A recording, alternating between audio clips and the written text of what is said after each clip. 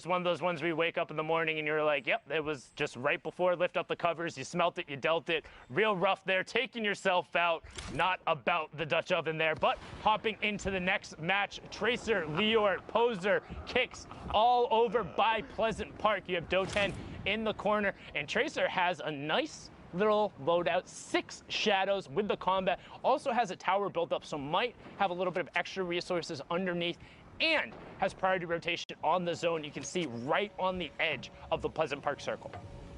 Yeah, I mean, right now, at this point, he can just look to gatekeep players as they're trying to get themselves into safety.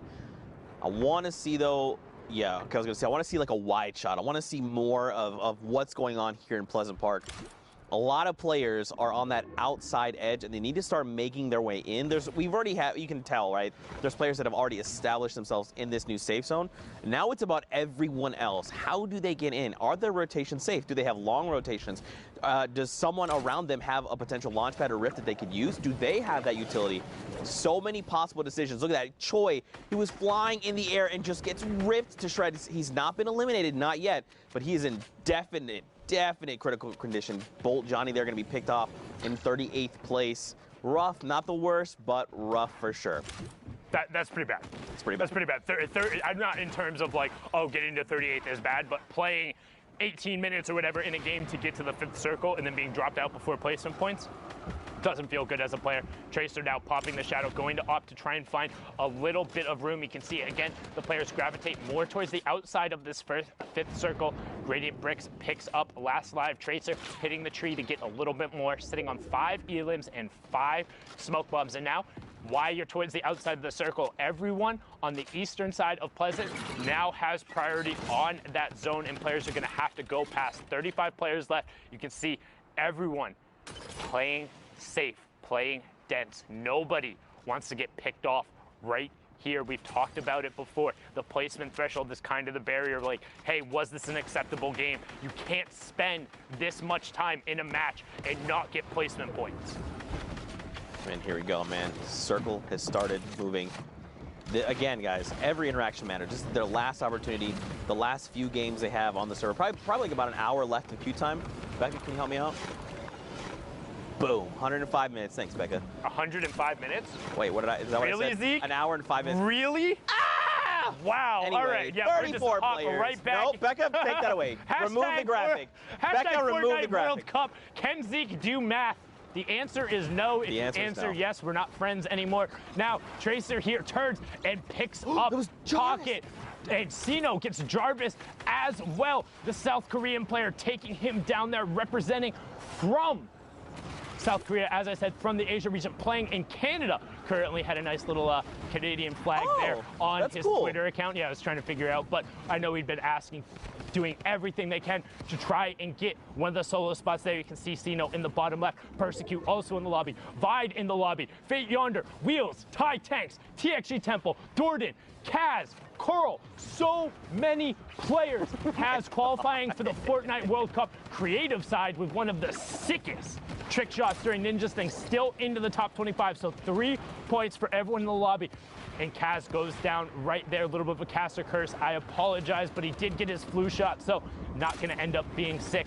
Kefu picks up Doten. Spook does get his shadow canceled, immediately gonna 90 up, box himself up and over, and he says, nah, I'm gonna pop another shadow and get out of dodge. This is risky. Needs to avoid getting metroed here, and he does. Puts enough space between him to get back over the backside of the zone. Nobody expects the reflank with the shadow. You expect him on the far side not to come back to the near, but Spook can't convert as Vide. Oh, as I say that, he drops down and chases Persecute. That's a 3-point swing as that even pushes us into the top 15. Now top 5 is the next threshold, and this is where we're going to see players play a little more defensively. They want to hit top 5.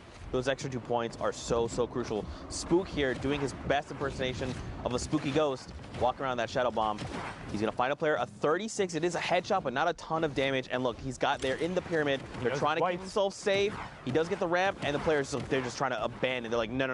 I need to get myself to safety. I need to survive. Kefu going down in the top left to Yonder. Cherish Reality just going to get ripped to shreds. 3 eliminations for Spook. And then Rocket He's looking to fracture it all, Sundown. Oh, but he finds the player in the shadow form. Can he follow up on it? What? Wait, what? I didn't. Literally, I heard the audio cue as he turned and built. That was inhuman from Spook to be able to get that there. Sino picks up Dordan, and we're getting closer to that top 5. And one thing to note, once players hit the top 15, it's a little bit like, okay, I got my 5 placement points. I can kind of press it. This is a relatively successful game either way. And Synergy kicks on the high ground. 2 big pots, Shadow Bomb and a Rift. Little less valuable, but it's all about the rockets and the combat. He's going to start working top down and looking for those aim down sight shots. Holding his hard right hand, waterfalling another level, only about 3 or 4 up, and now he's going to start looking for shots. Misses the first and sees 2 people get blown up. Leo and Yonder get blown up by Sino and Tai Tanks, and we have our top 5.